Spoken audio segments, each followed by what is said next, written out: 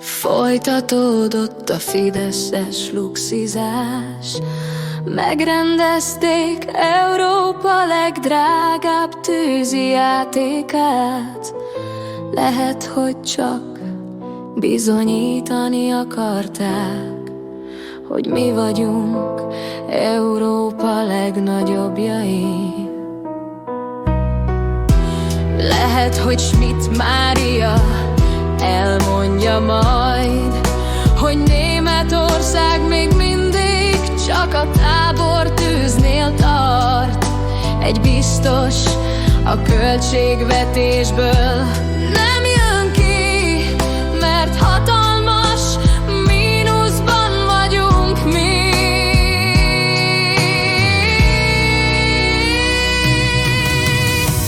Nagy Márton majd ezt is megoldja,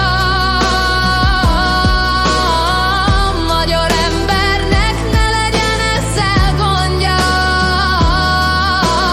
Lázár hiába figyelmeztetett mindenkit a luxizásra.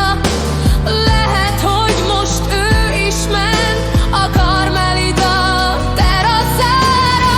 Vitályos Eszter pedig csipog és picsog tán,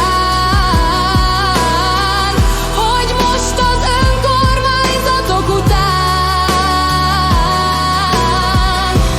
neki is sertepelni kell a saját házatáján.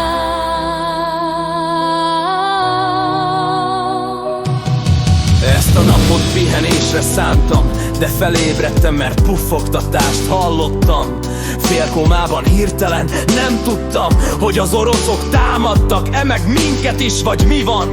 A sok háborús plakát azért oda teszi magát ilyenkor. Sok gyereknél is biztos ez lehetett bepisiléskor. Vagy ment a szülő visszafektetni, aki addig a kutyát próbálta féken tartani. Reméljük nem szökik meg addig blöki.